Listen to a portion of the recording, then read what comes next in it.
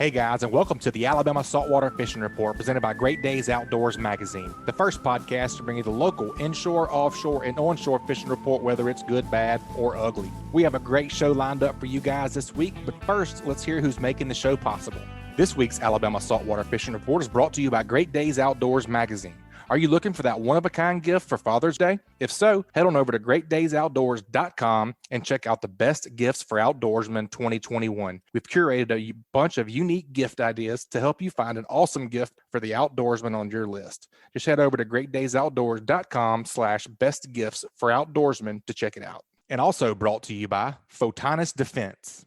Photonis Defense is proud to offer the PD Pro line of night vision systems. The PD Pro series is the world's smallest and lightest night vision goggles built around the Photonis 16mm filmless 4G image intensifier tubes and their hybrid filmless 18mm image intensifier tubes. The ultralight, ultra-compact night vision systems deliver cleanest image, best resolution, smallest, most transparent halo, and best overall performance and function of any night vision system available. The PD Pro line consists of the PD Pro M 16mm monocular, the PD Pro B 16mm binocular, and the PD Pro Q panoramic night vision system. Photonis Defense, masters of darkness. All right, folks, welcome back to the Alabama Saltwater Fishing Report. I am your host, Butch Theory, and we're just going to jump right into the show this week. We have a great segment from Jennifer Parnell over at the Flora-Bama Fishing Rodeo 2021 coming up very soon. You guys make sure and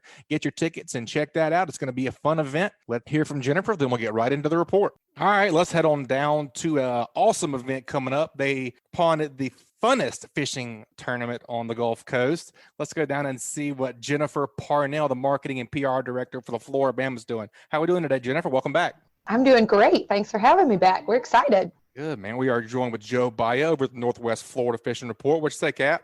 Hey, man, I'm always excited to hear about this rodeo coming up. It's an exciting time of year because it really kind of kicks everything off for the year, but it's also exciting because you guys didn't get to have this last year, Jennifer, so I know y'all are ready to get back out there and get back to normal. Yeah, we're so excited. We were very close to having it last year, but then, it was a crazy year, so things came up and we weren't able to. So, yeah, we're ready. Amen to the crazy year. Yeah, no doubt. For folks that are not aware of the format of the Flora-Bama Fishing Rodeo, take us through the format, some of the categories. First off, when's it going to be? Obviously we need to know the dates and just kind of what folks can expect from the tournament this year. Yeah, so the fishing tournament is going to be June 11th and 12th. So those are the days you can fish. And then the awards are on the 13th. And the thing that's so fun about it is it's low entry fee. It's only $50 for adults, only $25 for kids. And there's all these categories. So you can fish in over 30 categories. So, you can do anything from a blue crab all the way up to a swordfish. There's just anything that you can think of. And you can also fish from the beach. You could fish from a dock or from a boat or from a kayak. So you have all these different options and ways to enter to get these really, really great prizes. We love watching the little kids come in. It's so cute seeing them compete for prizes when they're weighing like a little pinfish, and then they walk away with these awesome fishing poles and rods and reels and kayaks. So outside of that, there are some competitive divisions if anybody wants to compete for a little cash money. So we have an Offshore Slam championship. We have the red snapper jackpot. So snapper season will be in and people always get excited about that. That's one of the ones most people enter. We have a speckled trout with 4 different levels for that. And we also do a king mackerel championship, and it is SKA sanctioned this year. And then we also do some spearfishing and a separate lionfish category. So there's all kinds of stuff. Man, there's no fish that is going to be safe that weekend. No fish, no crab, anything. No crab, nothing. And that's so cool. The thing I think I like the most about the rodeo format is it gets the whole family involved. And, as a young father myself, there is nothing better than seeing the kids get involved. They light up. They don't, like you said, they don't care if it's pinfish or blue crab. They just know they won, and they're going to remember that for the rest of their life. Oh, that's the best thing about the tournament. So when we first started planning it, we wanted the people who do like serious competitive offshore to be able to have something for them too, but we really wanted it to be like a family fun fishing rodeo. So it kind of encompasses all the people that come to Floribama all the time. So you have all walks of life here. So you could go to Walmart and get, a few things to fish with, and you can still win just as many big prizes as somebody who's going offshore in a nice boat and coming back. So it really is a little bit of something for everybody. And like you were talking about the kids, it's by far the funnest part is watching their eyes light up when they're weighing in those fish. Fun for all ages. Yeah, for our folks that have never been there, take us through. Tell us a little bit about the Old River Grill and the venue, because I think that's another really awesome part about this tournament is the venue itself. I mean, it's just a nice spot to hang out, even if you don't want to fish. So tell us about the Old River Grill. Yeah, and so if anybody has not been there, especially post-Hurricane Sally, we've done some upgrades to the beach area. So across the street from the main Flora-Bama on Old River, we have Flora-Bama Old River Grill and the Flora-Bama Yacht Club. And there's this beautiful beach area over there. There'll be live music going on, and the actual weigh-in is downstairs at Old River Grill. So if you don't have any fish to weigh, say you don't want to compete, or maybe you're waiting for a family member to come in, you can sit out there on the beach and listen to music and watch everybody come in. So it's a really, really good environment. You can get some drinks or some food and just sit in the sun. So it's awesome. You know, you mentioned the kids division. You know, if a kid wants to fish in both divisions, like if they want to enter the adult division, can they? Absolutely. So they just have to purchase a adult ticket. So if they didn't want to fish in the kids, they didn't have to. Or if they wanted to do both, they could fish in kids and adults and then have more chances at winning. Man, that's so cool. You know, you mentioned June 11th and 12th. It's going to be the tournament. Awards on the 13th. I guess captain's meeting is going to be the 10th. Is that right? Yes. And so we're going to do a captain's, basically a party. If anybody wants to come to Old River and hang out on that Thursday, you absolutely can. But in terms of a captain's meeting, you don't have to physically be there. We're going to do all the questions and stuff with our tournament director on Flora-Bama Fishing Rodeo's Facebook page. And we'll do it live, so it'll be interactive and you can ask questions. So you don't have to come sign out. But if you just want to come hang out and, kick off the tournament and have a good time at Old River, you're more than welcome to. Absolutely. That sounds like a great time. If folks want to get tickets, what's the best way for them to purchase tickets, Jennifer? You can go to fishfloribama.com and click on Fishing Rodeo, and all the details will be right there, and it'll walk you through, and you can easily purchase online. Awesome. Thanks for the details, and appreciate you being on the show, and we'll talk to you soon. We'll see you at the weigh-in. Sounds good. All right. That ought to work. All right, folks. Let's head on down to Orange Beach, Alabama. Let's see what Chris Vecsey has been up to over at Sam's Bait and Tackle. What you say, Chris? How we doing this week, buddy? We're doing all right. I've been kind of a pro with a busted wing this past week, but other than that, I'm doing all right. Yeah, I heard you took a little spill. That's no good, man. That's what you get for drinking and fishing, right? Yeah, something like that. No, it's actually quite something. Last week I filmed a show with Barry Stokes with Let's Fish TV, and we were out at some of the nearshore rigs just doing some, for most part doing light tackle fishing, both artificial and natural baits, but. We threw out some bigger baits on heavier spinning tackle, and we're hooking up some pretty good sized snapper and some other, UFOs, underwater flying objects. Right. I'd hooked a big fish, hook pulled, I stumbled backwards, rod holder caught my leg. I flipped back down on the deck and hurt my shoulder. So happens quick, doesn't it? I mean, really, that's a pretty good learning point there, man. It can happen quick. Make sure your deck's always as clean as possible, and as many hours as you have on the water, it happens just like that. You know it? Oh, it takes nothing. And the thing is, on this particular situation, there's really not much I could have done as far as I tried to catch myself. When I fell, broke my fall a little bit, but my shoulder kind of took the strain of it. Sure. Yep. No doubt, man. That's why it's important to keep the deck clear at all times. Could have been a gaff laying there or something. Gosh, I don't even want to think about that, but you never know. It's got to be safety first. You got to have your head on the swivel for sure. Well, I hate to hear that, buddy, but let's talk a little bit of surf fishing that's been going over there on the east side. I know that I've been seeing some gator trout, and we've been talking about it the past couple of weeks that it was going to pop off any second as far as walking the beach with those plugs for those big old trout. Yeah, it's been very, very good for probably last week and a half, almost 2 weeks. The trout have been on the beach. It's been intermittent, mostly because of the weather. It's not so much the fish haven't been there as much as it's been almost unfishable for some extended periods of time. But this last week, we've seen a lot of really pretty weather. It's been warm. The wind's been a little bit lighter. There's a lot of really pretty troughs and washouts on the beach, especially from Gulf Shores and moving west. Right now, it's pretty much prime time if you want to get on the beach and catch some big speckled trout. It's perfect for it right now. Yeah, sounds like you need to. I'm sure it's the same kind of deal. Get there super early and just walk and plug away. Yeah. We've had, especially back this past weekend, we had a lot of late morning bite. Starting from like 7:30, 8 o'clock, and actually continuing sometimes almost to 11 o'clock. So I mean, you never know. Tide related, maybe. Possibly. I think it had a lot to do with the moon. Moon. Yeah, I forgot about the I big think it had a moon. lot to do with the moon phase. And the thing is, when you have a big moon like that, is the fish a lot of time will feed through the night. And just like anything, they're going to have their peak feeds. And, if those fish are full, a lot of time you end up where your early morning is not your peak feed. You have to wait until the next feeding cycle, which a lot of time will be late morning. Yeah, that makes any sense. I know a lot of the big trout guys, they, live and die by the solo lunar. Do you put any weight on that? Quite a bit. Yeah. Quite a bit. I mean, it's definitely not a 5-minute conversation. Right. But moon phase, moon phase means everything as well as the tides. I mean, you've got to find a compromise between the two. But usually when you have a full moon, you have a very good feed through the night. And a lot of time you're going to have a better bite either late morning or even midday. Some of my biggest trout have actually come around the 3-4 day span of the full moon, middle of the day. I've definitely not. That's not the first time I've heard that, and I do think there is a lot to it with multiple species and hunting and all kind of stuff. There's a lot of. It's pretty crazy how much the moon and the tides affect. Obviously, the tides don't affect the deer. Well, I guess it depends on where you're at. If you're up in the river delta, it may. Well, let's talk a little more about surf fishing, man. Any pompanos still rolling through there? Any big reds in the surf? Just kind of walk us through what you've been seeing this week. So pretty much, I mean, the pompano fishing's been good. Here's the issue right now. If you're wanting to catch pompano and whiting and basically set fishing in general with baited rigs, is the grass. The grass has gotten pretty bad over the last several days. You gotta keep your rigs clean. It's worth it. I mean, there's still a lot of pompano being caught actually, and then some very big whiting. But you gotta expect to be checking your rigs often, otherwise they're gonna stay pretty dirty.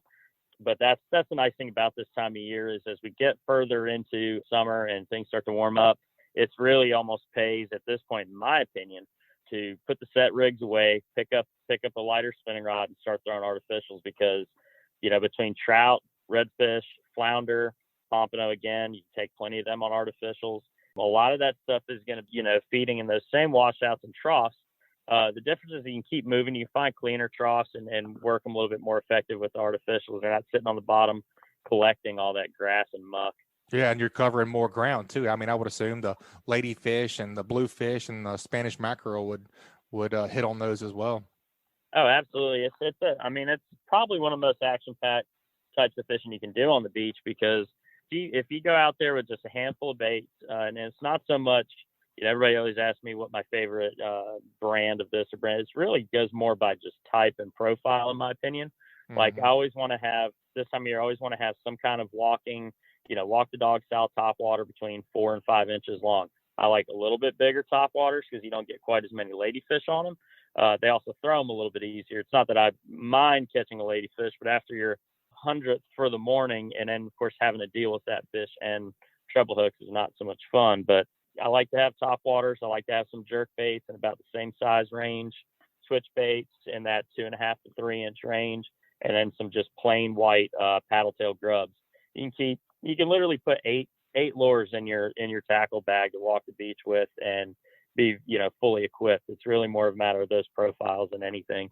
Heck yeah. Keep you a little sexy fanny pack on there with some fluorocarbon and a couple different lures, and that's much easier than a giant beach cart and all that stuff you got to bring whenever you do the other, and you got to combat the grass as well. Oh, no doubt about it. Yeah, fanny packs, I get made fun of a lot for my fanny pack. Very versatile, very useful. It's versatile, and it's a matter of function versus fashion here, brother. I mean, it's, I don't want some cumbersome bag. I don't want a cart and all that. You get your little fanny pack, put one little stowaway container in it that you can put, up to a dozen lures or whatever, and have a pocket for your leader material, and you're good to go. That's really the more effective, more efficient way to fish the beach, in my opinion. Absolutely, man. Very efficient. That's a great report. That's a great tip to stay out of that grass.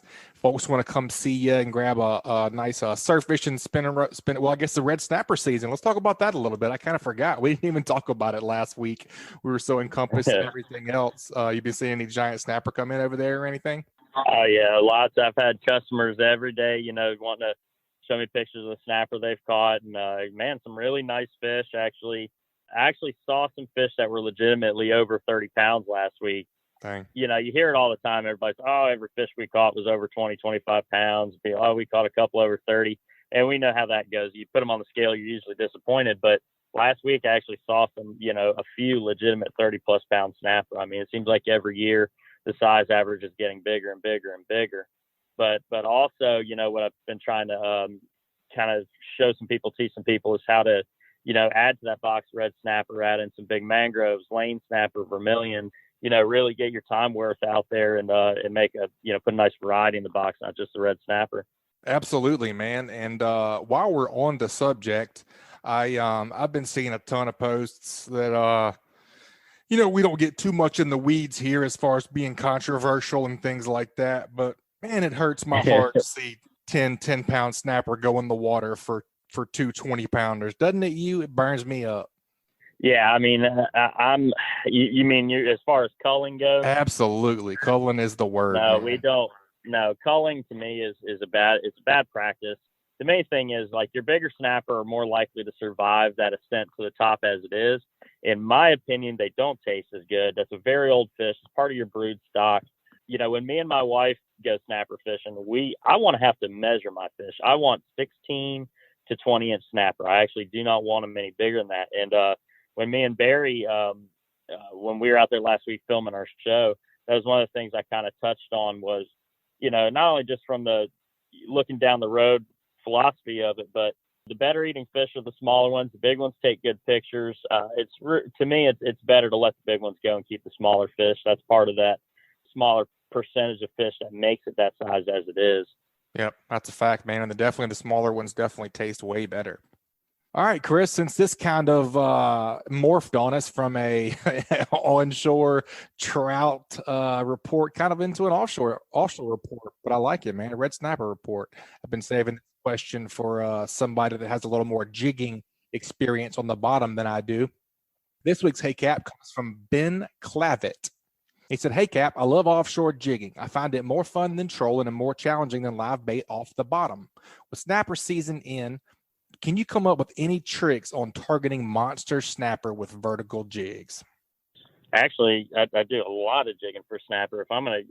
That's actually kind of in line with the show we filmed last week, believe it or not. Nice. Targeting those types of fish with artificials and avoiding the mess and hassle of using both live and frozen bait. Yeah, there absolutely is. And the main thing with vertical jigs for snappers, I find I do a lot better. If I'm going to use metal jigs, like let's say butterfly style jig, use more of the slow pitch style ones or the shorter, flatter ones that have a lot more flutter on the fall versus speed jigs, ones that you got to work warp speed to get any kind of action out. Those do great for amberjack, for tuna, for things like that. And it's not that they don't catch snapper, but I do a lot better big snapper with the shorter, flatter style jigs. But if I'm really going to go after red snapper, that's my target. Snapper, scamp, grouper, lanes, all your other types of bottom fish with the jigs.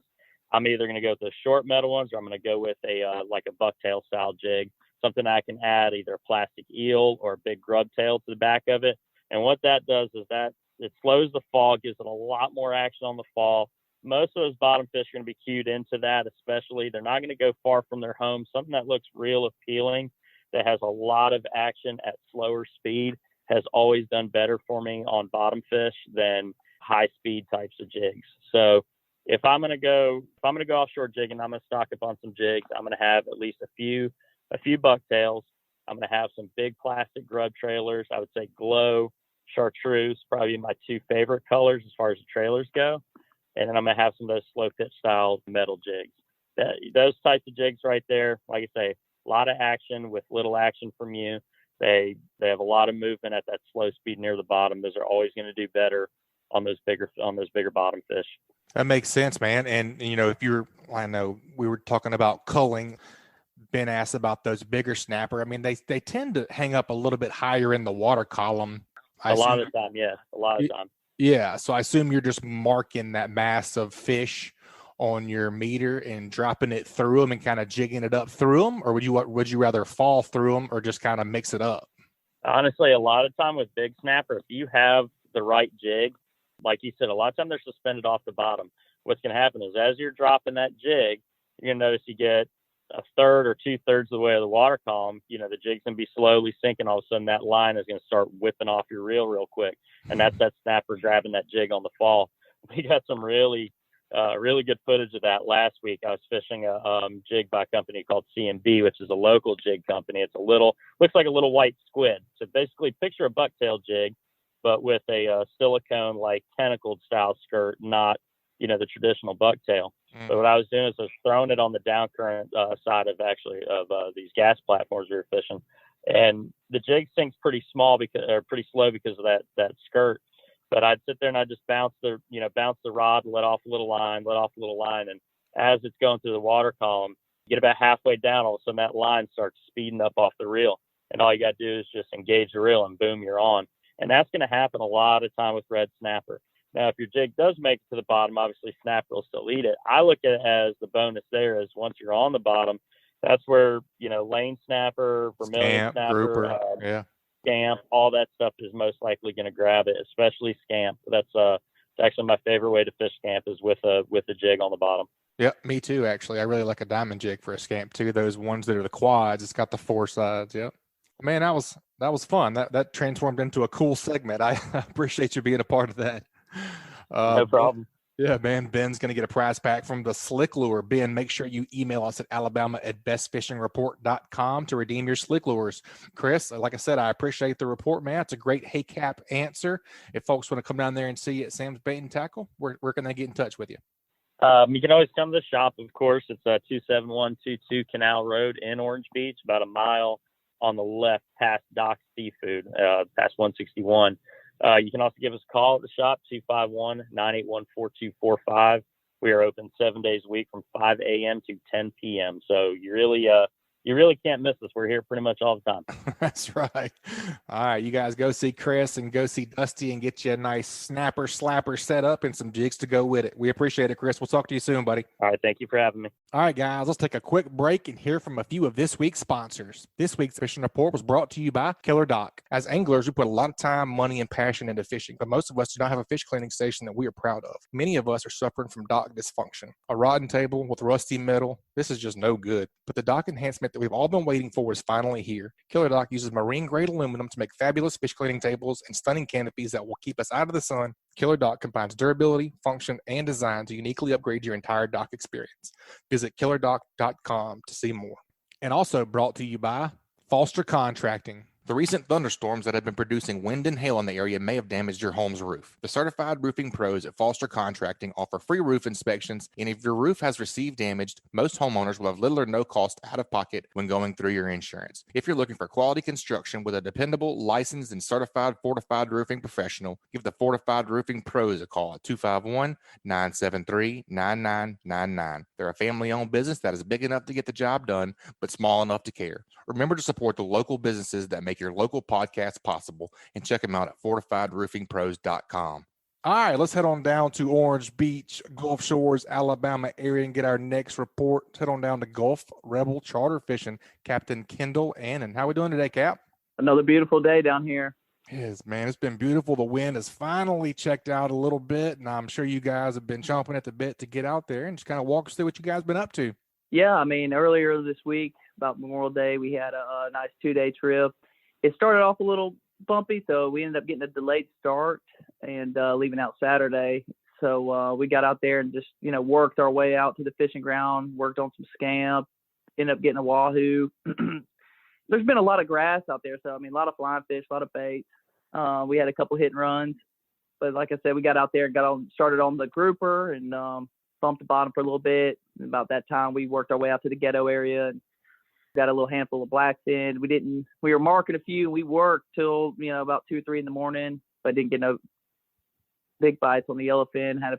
Sharks were tearing us up. That's what I heard too. My brother on the escape was out there. I guess it was either Thursday, Friday, or Friday, Saturday, and they said they got sharked up real bad too. They had a couple of decent yellowfins, but was that close stuff, the ghetto and all, was that all in blue water?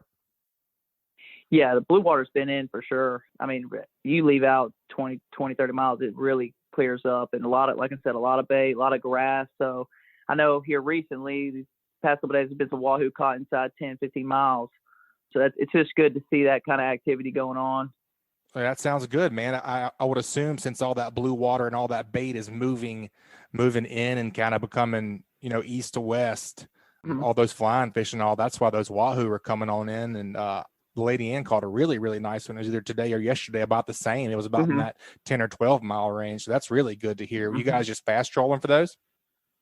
Yeah, fast trolling, pulling them bazooka lures that we got, and I usually try to tie them up. But yeah, any kind of big lure right there. I mean, we've been using about 135-pound test though for them, not too heavy, you know, to shy them away. But about 135 has been about the right number for the cable there. Nice. So you have been using cable or just thick mono? I've been pulling cable, and they've been biting pretty good on it. Yeah. Do you like that single strand, or do you like the multiple strand or the rubber coated? I know there's about 500 different strands now. What do you like to use? Yeah, I use the multi-strand. Like I said, I just keep it light, 90 to 135 pounds, and I feel like it does pretty good. Yeah, I think with it not so heavy too, it makes them a lot harder for them to shake the hook right at the boat. I think at those high speeds, it can really waller out a hole, you know. And if you got a big old giant piece of wire, I think you can pry it out pretty easy. Oh yeah. I get one shot at it when it's at the boat usually, so we just try to make that one count. Yeah. All right, so you guys got out there, had some blue water, sharks ate you up. Wasn't a whole lot going on with tuna. I heard the same thing, except way off, way out there. Yeah, way down the road. So then what, you guys kind of came in and did some deep dropping, or what did you guys get into? We didn't deep drop a whole lot, but we did fish in some deep water, about 300 foot to 250. And that's just been where that's been the best bite on the scamps this past weekend and all that. But they were there, we had to work for them. We were using pinfish, live bait, some LYs, pogies, anything, cigar minnows, and they hit pretty good on that. It was slow, but I mean, you just got to kind of catch one or two and move on, Yeah, slow but worth it. Just slow and steady. Right. Yeah, it helps with the electric rods. I'll tell you, 300 foot, that's a lot of cranking. Yeah, dude, no doubt. And it's funny that how much that game has changed and how much that's become popular. And I'd say probably 10 years with those big electric reels. And I mean, deep dropping used to be 300 foot used to be deep dropping, but now that ain't nothing. Right. People don't even consider that deep dropping no more. But it is for me for right now. Heck yeah, me too, especially when you're manual winding. Oh man, yeah, check that bait one time. No doubt, buddy. Well, you mentioned live bait. What's your favorite go-to rig? I'm not sure if I've ever asked you that on here or not. I know I've asked Shane Toole and a couple of those other guys, but whenever you're targeting, just say grouper and or scamp primarily, what's your go-to setup? I mean, some people use like a kind of like a knocker rig, but to me, it just depends on what bottom you're fishing on. Yeah, that's a good point too. If you're fishing a pretty rocky edge, you can get hung up a lot more. So that to me, depending on how, it's a preference, but I like depending on the bottom. If I'm flat bottom fishing or whatever, you can get away with like just your normal setup. Either way, I'm using a pretty good long leader. I like a nice long leader to keep them from being shy about it, some light test. And if I'm in the deeper water, not so much matter on the test to me. You can go a little heavier if you're going to go deep water. I still like a nice size leader. Let's go into that a little bit further. What are you calling a nice long leader, and what size are you calling small or larger or smaller leader? I mean, I'd typically go about 5 foot at least, maybe more. Yeah. And then pound test, 60-pound test to 80-pound test. Some people would use the carbon, leaders, and so you can do that as well. I know I'm just not that. I'm poor, so right. that high dollar leader could get ate up. So, but I feel like everything works pretty good. If you got it, you can use it. If not, 60-pound test. Yeah, I feel like that fluorocarbon leader definitely makes a difference. Up towards the surface for sure. But I don't know how much difference it makes down there, and it's a little bit different material too. Some people talk about whether it chafes easier or it's more brittle. Right. I don't know about all the science behind all that, but they can definitely see that mono better than they can the fluorocarbon whenever it's up higher in the water column for sure. Right, and that's the thing. It depends on what you're fishing and the depth. Yeah, that's right. Yeah. Well, we had a little small window on Amberjack. Did you guys get into those donkeys? Yeah, we've caught a few, especially in close, in the right spot. I know a lot of people were shooting out there. They bit pretty good right there before the season, for sure. Yeah. A lot of juveniles, but every once in a while you can get on a nice one. I didn't see, usually whenever a season opens like that, I guess, man, it's been a long time since red snapper, amberjack, and gray triggerfish were open. I know it was a small window, but it's been a while since we've seen that. Right.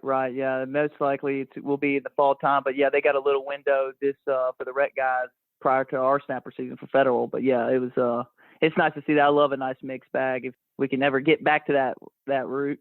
Yeah, me too, man. Well, I know we've talked about drift lines here before, throwing out a knocker rig. Do you guys see any difference as far as, the difference in the size of snapper on what rigs you were using or anything like that? Not necessarily. I mean, right here, for us, it's been pretty tough. This hurricane kind of shook up the water a little bit, moved a lot of reefs, and so a lot of spots are kind of, they're not there no more. That's a good point to talk about. I actually hadn't even thought about that. I actually saw somebody that posted something and pretty much all their stuff and under 100 foot was moved. Did you guys run into some of that too, I guess? Yeah. A lot of things disappeared. Like I said, it might move a couple 1,000 feet to 100 feet. So could be covered up.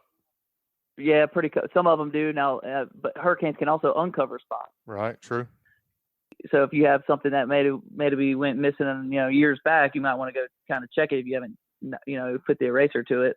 Yeah, you just got to go check them. We had a few move around, but like I said, you just got to do your homework in the off season is what I've always said. Yeah, there's definitely been some spots moved.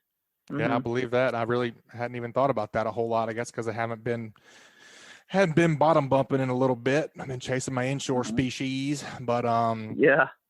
Man, that's a great report. Only thing I have to add to that is keep your fast trollers out in between spots. Yes, absolutely. Pick up a big old hooter, man, because those things are delicious. They're fun to fight, and it sounds like they've been coming up in some quantity too. Yeah, and I want to add something here on that. Now that I've heard the dolphin are starting to make their way they're getting a few of them. The herd is making their way. Nice. And if you have water like this, I try to put out a spread, but sometimes, especially depending on where you're at and close, I like pulling wahoo lures, the big stuff, but you can also shy away those dolphins. You can pass up on a lot of dolphin around here pulling big lures. So I try to pull out a spread. I pull out little dusters on the outside and wahoo lures out the back. And that way I don't have any regrets. Like, man, am I pulling the right stuff? I usually try to pull them all. That way I could snag a chicken dolphin or something, Yeah, that's a great point. What's your ideal speed there for trolling for mahi and wahoo? Try to get that mix. For me, it's going to be for me on my slow pig, it's about 9 knots, but 9 to 12 knots is usually the money. Yeah, that's perfect. Well, that's great, man. That's a great report. We got to get that offshore tip from you. What you think for an offshore tip this week?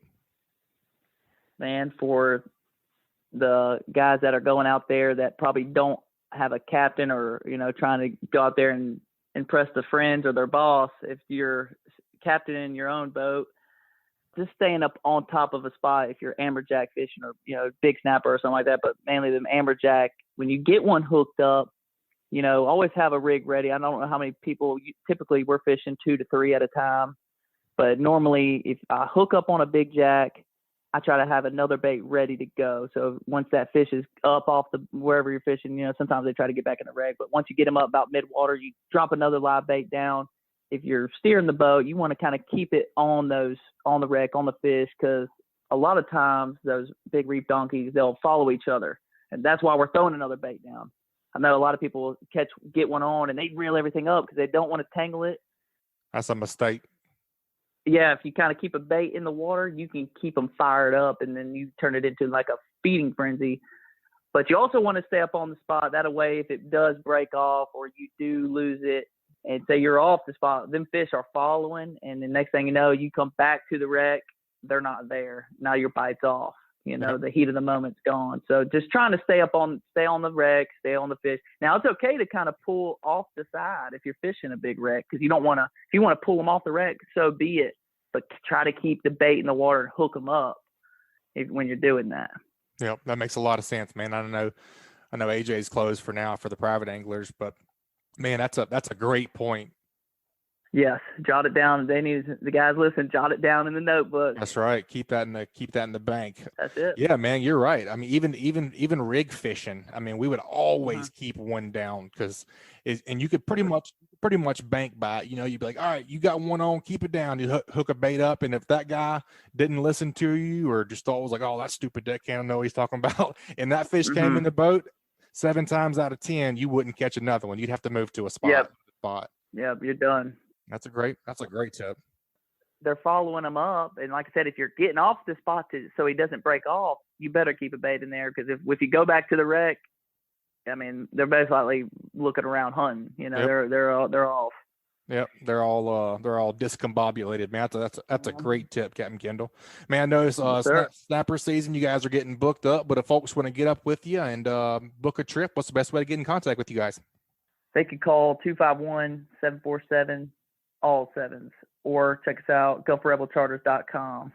Awesome, buddy. We appreciate the report. You guys be safe out there, and we'll talk to you soon, buddy. Yes, sir. Appreciate you having us. Well, that's another awesome report, and it was brought to you by CCA Alabama, a great way to support conservation projects like the Claude Petit Flounder and Speckled Trout Hatchery and the University of South Alabama Cobia Tagging Project is through the purchase of a distinctive CCA Alabama saltwater fishing license plate. And also brought to you by Hilton's Offshore Charts. The days of heading out and blindly looking for good fishing areas are pretty much over. Don't waste time and money on fuel searching for fish. You need the most recent, highest resolution images to not only know where to go, but where not to go. The knowledge provided by today's technology is critical when planning an offshore fishing trip. Make the choice that professional captains all over the Gulf make and choose Hilton's Real-Time Navigator. The easy-to-use interface and excellent customer service will have you on the fish every time you go. Check them out at hiltonsoffshore.com. All right, folks, and last but not least, it's not often that we end with the inshore report, but let's head on down to Mobile Bay, Dauphin Island, Mississippi Sound. Let's see what Captain Richard Rutland with Cold-Blooded Fishing's been up to. What you say, Captain Blood? Oh, shoot, Butch, Daddy, I can't. If I was any better, I'd be you, man. Oh, man, I don't know. It's been a pretty nice couple of weeks to be on the water, man. We hadn't had much rain. The wind's finally laid down a little bit. I bet you've been scooting around, hadn't you? Yep, we've been kind of getting after a little bit of everything here recently. Like you said, the main thing that's been real nice has been the weather has finally straightened out. We just came off of a real good period last week. Of course, I wasn't on the show last week. I don't know what you guys talked about. Man, last week was unbelievable. Right there, pre-full moon. And fish got a little lazy right after that full moon, but they're starting to fire back up now. The size and the quality of the fish this year on the speckled trout side has been really, really good. I have zero complaints whatsoever. You always kind of go through this thought process with trout every year, because we'll kind of get settled into the winter time when we're catching all these fish in the rivers, and you'll catch a bunch of numbers and you kind of wonder, man, where's the size at sometimes? And then just like clockwork every year, right around that May and June full moon, all the good sized fish start eating and getting fired up during their spawning period. And man, it's been one for the record books for me here recently. I've had just some absolutely jam up trips, doing a bunch of wade fishing, a lot of it on artificial, starting to throw some croakers, doing that. But I have no complaints whatsoever. It's kind of one of those times where I always tell folks, man, hey, do you have a favorite springtime or early summertime spot? That's where you need to go right now is wherever your favorite place is. 'Cause I'm catching all the fish in my favorite places right now. That's awesome, man. And as far as last week on the show, we talked about, I know me, you, and Bobby got to get out and do some wade fishing with Uncle Joey on the slick lure. We talked about that a little bit and just how great of a trip that was. I called about that. Bobby said it was something about that one that I caught was around 9 pounds or so. I don't know if he was quite that big, but no, that was a good one for sure. Speaking of the slick lure, man, my hot colors this week have been the Bayou Blues. Is just that's been a color to me that's really surprised me. When it comes to colors in the slick lure, I'm not always like dead set on a certain color. I like throwing just maybe whatever I'm feeling in the morning, but I'm not ever opposed to switching a color and making a dozen casts with it and see what happens, man. But that Bayou Blues has been really, really good. It doesn't look like anything natural, It's kind of that red purplish color, I don't know if it's red or if it's purple, but it kind of looks like it's a mix in between. But man, that color's been really good. The cool beans has been really good. And then one of our go-tos for forever, really since the slick lure was invented, was the B-Cat, that pearl white with the chartreuse tail. Has been really good when you've got a little bit of stain, not really stain, we'll just call it like stirred up water. Man, I tell you, old Uncle Joey, he showed us a few things when we went fishing. When he came down and went fishing with us, he was catching the man. Like you remember the trip we fished? Oh yeah, we were fishing in watercolor that was literally you couldn't see. Probably, I mean, I feel like I'm stretching it when I say 6 inches. I don't think you could see 6 inches. And Uncle Joey was catching them on the cool beans. Yeah. You know, which does not seem to me like a dirty watercolor. You know, it just goes to show you, I really think it's all about profile and the action of the lure is what does the damage on the fish using that slick lure. I don't think color matters a whole lot. You need to always try to kind of maybe match the conditions a little bit. With the lure, you got a big bright sky and clear water. I'm going to try to throw something clear, like the cool beans or the Bayou Blues or dirty ice or something like that. And then, you know, darker conditions, I usually go darker, go goblin, mad mullet, B-Cat. B-Cat doesn't really make a whole lot of sense for that train of thought, but it does work great, kind of off color or stirred up water. And we did real good too. Been doing real good on the pink and the chartreuse tail. Have been good in that little bit of off color water as well. So, but man, it's been fun. I've been doing a lot of wade fishing lately, and which is my favorite thing in the world to do. Last week after we fished with Uncle Joey, I had probably 3 days in a row, 3 of the best trips I've had all year. As far as like the number and size go, we never bought any live bait or anything, all artificial. It was just, it's been a great. Yeah. Early summer. Post-spring. Yeah. I'd say post-spring, early summer, however you want to define where we're at right now. But yeah, I haven't done any deep water fishing, but it kind of sounds like fish are everywhere right now. They're on deep water structure. They're on the flats. They're over grass. They're over oyster shells. A little bit of everything's going on right now. For sure, man. I'll tell you one thing that I definitely learned and or picked up on was, I guess at that wade. I mean, we had been a couple of times throwing artificials earlier in the spring, but I would say that last time you and I and all them went, I felt like I wasn't really getting the love that I deserved in the very beginning.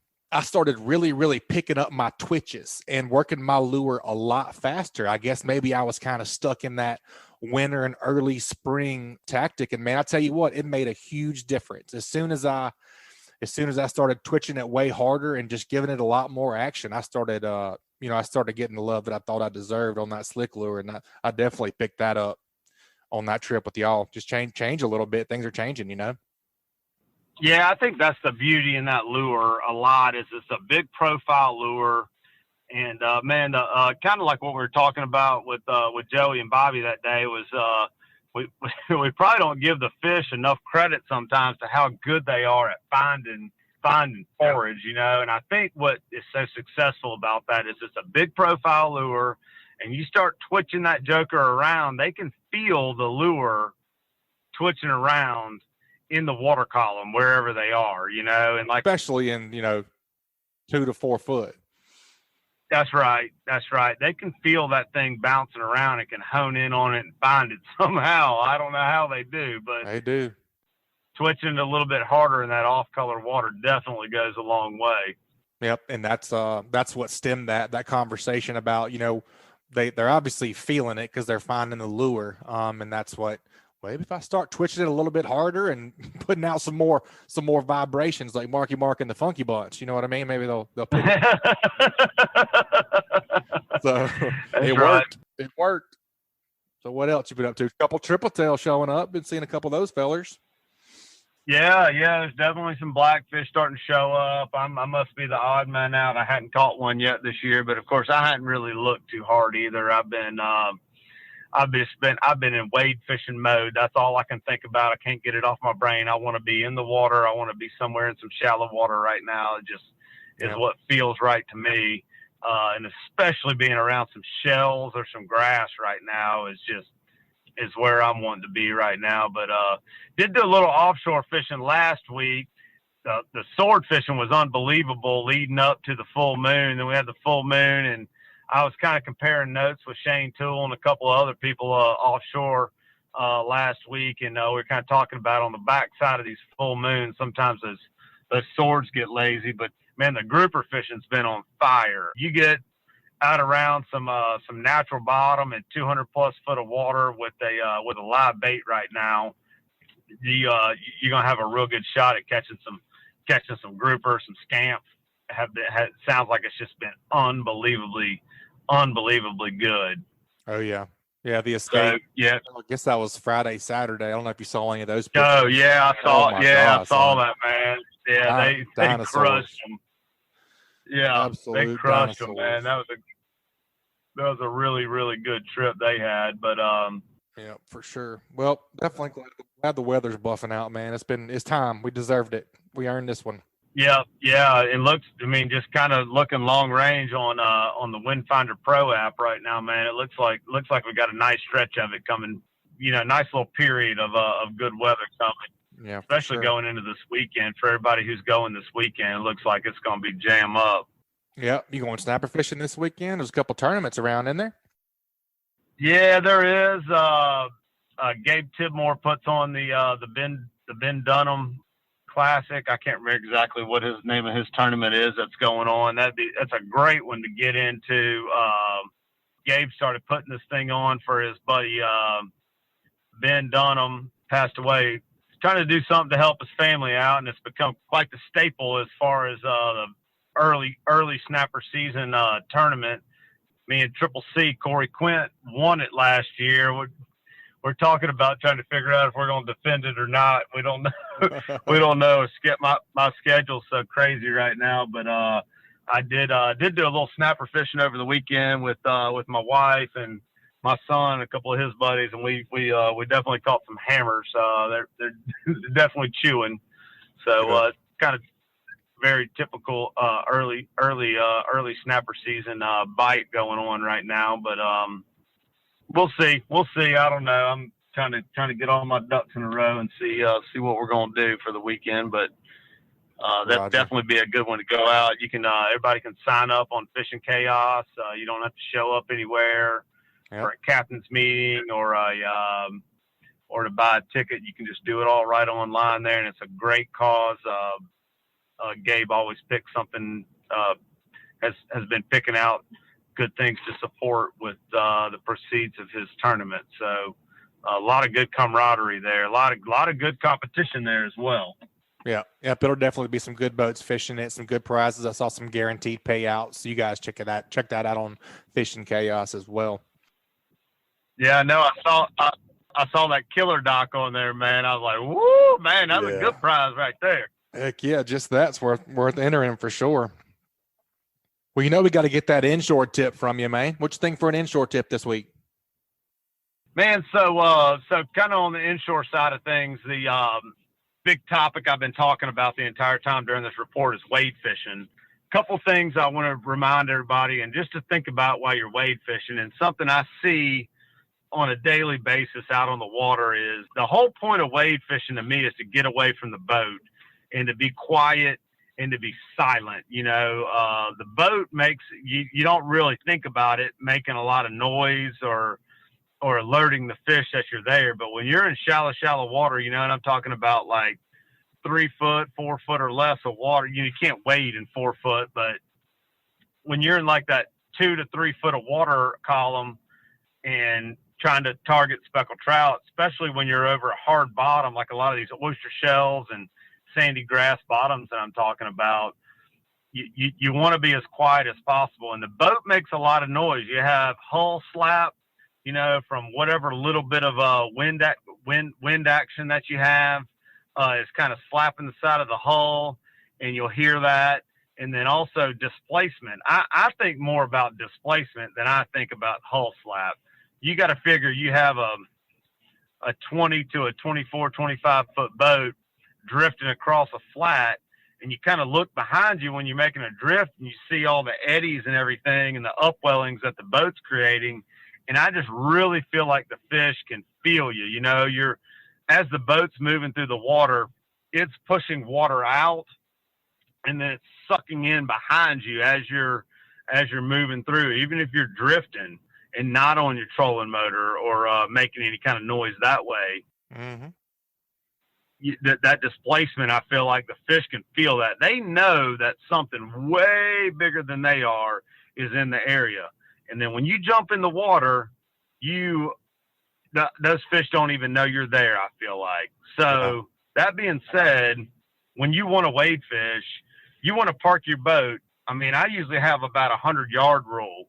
If I've got an area I want to fish, I'm gonna anchor my boat up at least 100 yards from where I want to be, and I'll either jump up on the beach and walk down to where I think the fish are, or I'll at least walk 50, 60 yards before I drop in and start fishing. You know, or if I get out of the boat and there's no beach or anything like that, I'll walk for a long ways before I even start casting or have any confidence that I'm going to catch a fish. So, and that's what I was going to get at, is I see a lot of times out on the water, people will think wade fishing, and you'll see a guy anchored up fishing right next to his boat in the water. Yeah, it's cool to catch fish while you're wading in the water, but the whole point of it to me is to get away from the boat, because the boat makes so much noise.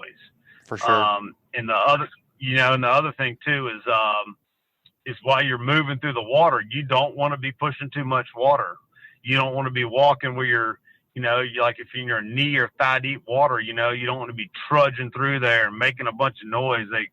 Fish are so in tune to their surroundings and what's going on and what feels natural and what doesn't. And you want to give yourself the best opportunity to catch a fish.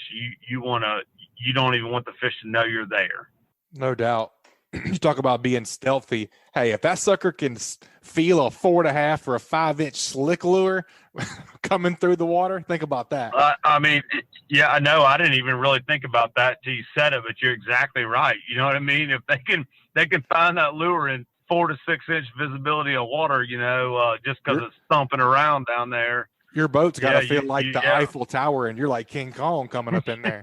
Yeah, like the damn Titanic coming through there, right? That's exactly right. Yeah, it makes sense. Yeah, and then the other thing too that I kind of see a few mistakes other folks make, man, is when you're going to set a drift up, you're going to set a wade up, make sure you always set it up to where you can cast downwind. You know what I mean? You don't want to be walking into the wind, casting into the wind. You're not going to get that much distance out of your lure, and your body's going to be making and creating a little eddy and a little wake there, and you're going to be walking into water. Always try to set it up where you can walk downwind. You might have to walk into the wind a little bit from where you anchor the boat before you can get going downwind to where you think the fish are, but always kind of think about that, because something I've probably told this story 500 zillion times about reading this article in Florida Sportsman magazine when I was a kid. It's one of the little short editorial articles in the front of the magazine where the title was "Every Cast, Every Time," and the author was kind of just talking about how fishing, whether you think, however you want to think about it, it's all about covering water, whether it's like with your boat, and especially like when you're casting with your lure. And he said, if you think about you and your buddy going fishing, and say you throw an artificial, you throw 500 casts in a day, and just say I throw it 10 feet farther than you, Butch, because we know I can throw it 10 feet farther than you. Maybe. So just say you make 500 casts, I throw it 10 feet farther than you all day long. That means I covered 5,000 more feet of water than you did. Yep, almost a mile. Which is that's almost 1 mile of water.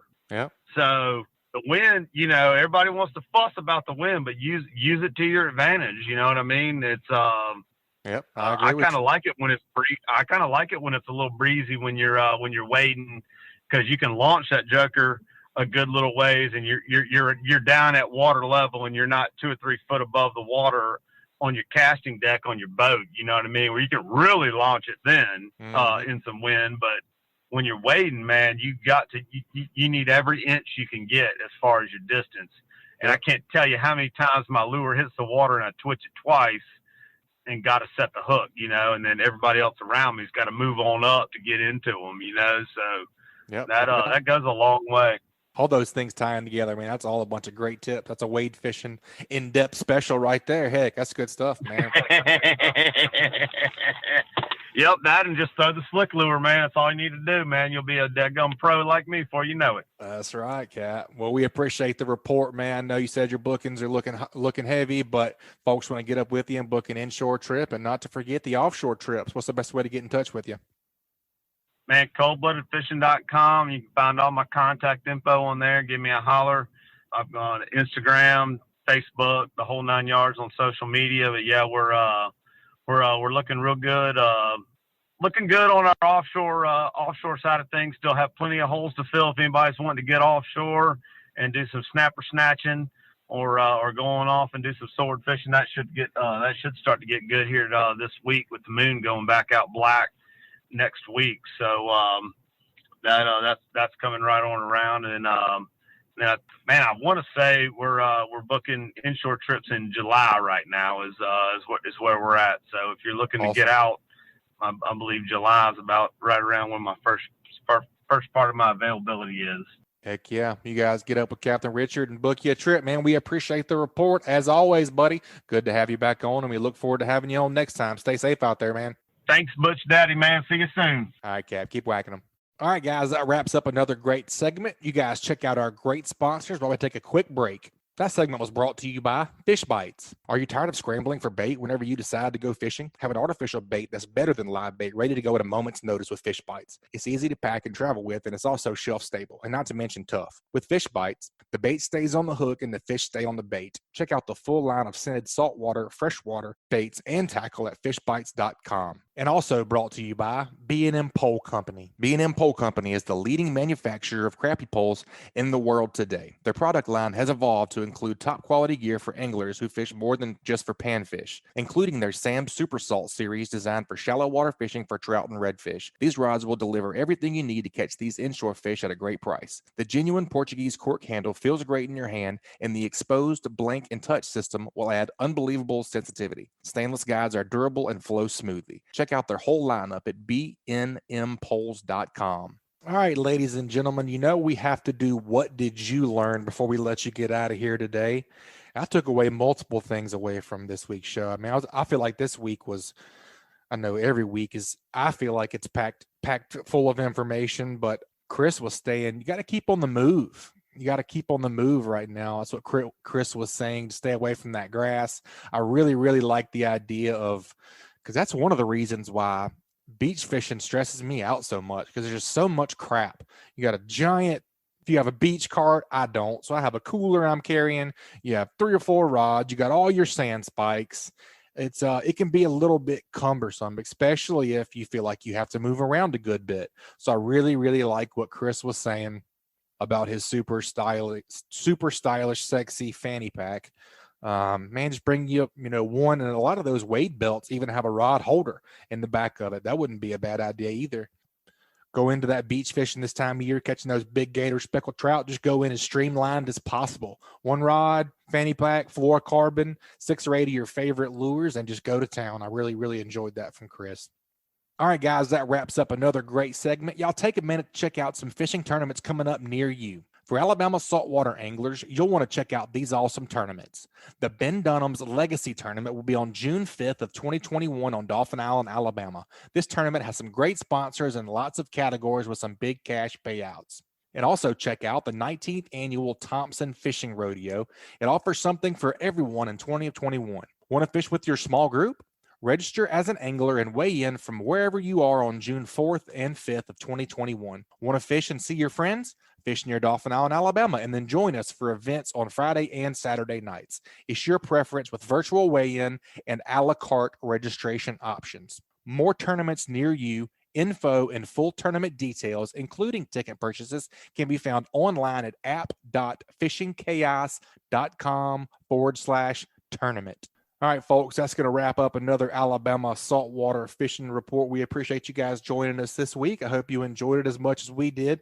You guys, please subscribe, rate, and review wherever you listen to podcasts. If you'd like us to email you the podcast each week, just text the word fishing to 314-665-1767. Again, just text the word fishing to 314-665-1767. Subscribe to our email list, and we'll send you the new show each week. You guys keep whacking them. We'll see y'all next week. This week's Alabama Saltwater Fishing Report was brought to you by Bucks Island. They have new pontoon boats, bass boats, bow riders, and aluminum boats for sale. They provide boat service on all kinds of boats, even if they weren't purchased from Bucks. Visit them at 4500 Highway 77 in Southside, Alabama, or give them a call at 256-442-2588. And also brought to you by Advanced Transmission in Spanish Fort. Give the professionals a call who have been trusted on the Gulf Coast for over 25 years at 251-626-6061, or check them out online at www.advanced-transmission.com. And also brought to you by Daycool Heating and Air. The pros at Daycool have been servicing Mobile and Baldwin counties for over a decade. Contact them at 251-633-5121 or check them out online at www.daycoolair.com. They are license number AL07028. And also brought to you by the Alabama Marine Resources Division. The Alabama Marine Resources Division reminds all recreational anglers that gray triggerfish, greater amberjack, or red snapper must be reported through Snapper Check prior to landing the fish in Alabama. For more information about Snapper Check, please visit outdooralabama.com. This week's Saltwater Fishing Report is brought to you by Angelo Depaola, the Coastal Connection with EXP Realty, your boating and beach property specialist. Check me out on Facebook at Angelo Depaola Realtor, the Coastal Connection, or call me direct at 850-287-3440. And also brought to you by Test Calibration. Test Calibration is your source for sales and service of diesel turbochargers and fuel injection systems since 1976. Contact them at 800-822-0057 or visit them online at testcalibratindieselandturbo.com. And also brought to you by Sam's Stop and Shop is your one-stop shop located at 27122 Canal Road in Orange Beach, Alabama. Sam's has a little bit of everything, including a deli, inshore, offshore, and surf fishing tackle. They also have bait, clothing, groceries, name brand sunglasses, and so much more. Stop by and shop or call them at 251-981-4245 today. And also by SunSouth. For quality John Deere equipment affordably priced, visit your neighbors at SunSouth. Visit your local SunSouth and check them out on the web at www.sunsouth.com.